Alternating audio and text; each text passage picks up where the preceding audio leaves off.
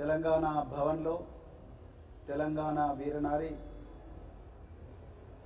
చిట్యాల ఐలమ్మ గారి జయంతి వేడుకలు జరుపుకోవడం చాలా ఆనందంగా ఉన్నది.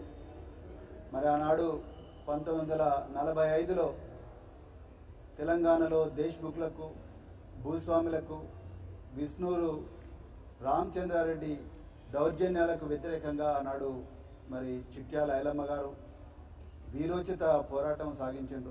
కేవలం 4.5 ఎకరాల భూమిని కులవృత్తి మానేసి కౌలుకు తీసుకొని ఆనాడు తన సొంత శ్రమశక్తితోని మరి వ్యవసాయం చేసి బతుకుతుంటే ఆనాడు విష్ణూరు రామచంద్రారెడ్డి దేశ్ముఖ్ చిట్యాల ఐలమ్మ గారి మీద విపరీతమైన దౌర్జన్యం చేసిండ్రు. మరి ఆమెకు తోడుగా ఆనాడు ఆరుట్ల రామచంద్రారెడ్డి గారు ఆంధ్ర మహాసభ నాయకత్వంలో, అదేవిధంగా చెకిలం యాదగిరిరావు గారు వీళ్ళందరూ కూడా ఆమెకు తోడుగా ఉండి ఆ రోజు పోరాటంలో నిలిచింది.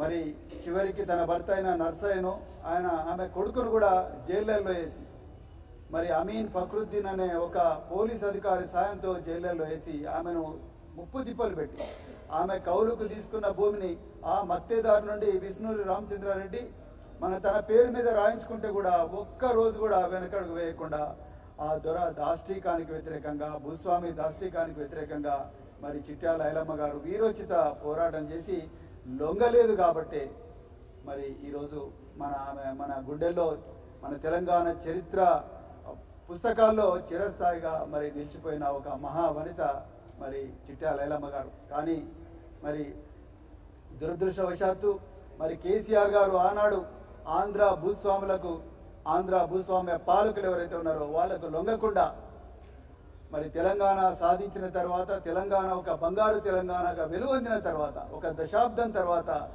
ఈరోజు మరి మళ్ళీ దేశ్ముఖ్ల పాలన వచ్చే ప్రమాదం ఉందని దాని ఆనవాళ్ళు అలా కనిపిస్తూ ఉన్నాయి.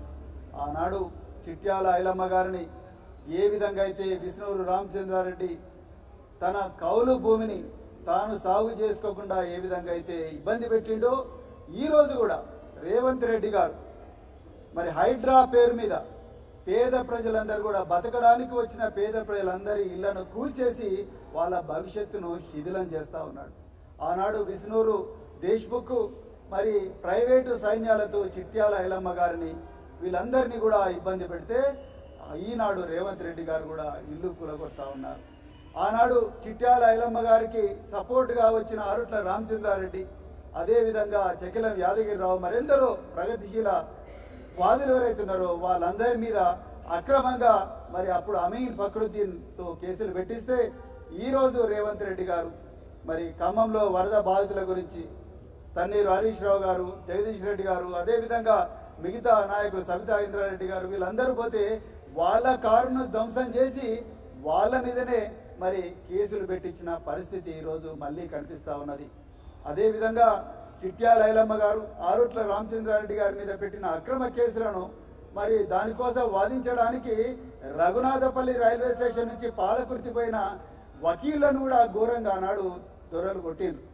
మరి ఈనాడు కూడా మరి తెలంగాణ ఉద్యమకారుడు మరి తెలంగాణలో ఈరోజు ప్రజలకు 6 గ్యారంటీల గారడి ఏదైతుందో ఆ గారడిని మరి ప్రజలకు జరుగుతున్న నష్టాన్ని, ఈ దౌర్జన్యాలను ప్రశ్నిస్తున్న కొనతం దిలీప్ ను కూడా రాత్రికి రాత్రే మరి ఇంటి నుంచి పట్టుకొని పోయి దాదాపు 7-8 గంటలు మరి పోలీస్ స్టేషన్లో నిర్బంధించారు.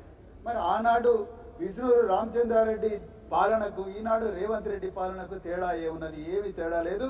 మళ్ళీ పాత రోజులు వచ్చినాయి. అందుకొరకే ఇవాళ మరి తెలంగాణ భవన్ సాక్షిగా, తెలంగాణ అమరవీరుల సాక్షిగా మరి కేసీఆర్ గారి గొప్ప పోరాట స్ఫూర్తితోని కేటీఆర్ గారి నాయకత్వంలో తెలంగాణ ప్రజలందరూ కూడా మళ్ళొస్తున్న ఈ దేశ్ముఖ ప్రమాదం, మళ్ళొస్తున్న ఈ రేవంత్ రెడ్డి ఏదైతే తీసుకొస్తున్నాడో తెలంగాణ ప్రజల జీవితాన్ని నాశనం చేయాలని, ఆ ప్రమాదాన్ని అడ్డుకోవడానికి అన్ని శక్తులు వడ్డించి చిట్యాల ఐలమ్మ గారు ఏ విధంగా అయితే పోరాడినరో అదే స్ఫూర్తితోని మనం అందరం కూడా పోరాడాల్సిన అవసరం ఉందని చెప్తూ మరొకసారి అవకాశం ఇచ్చిన మరి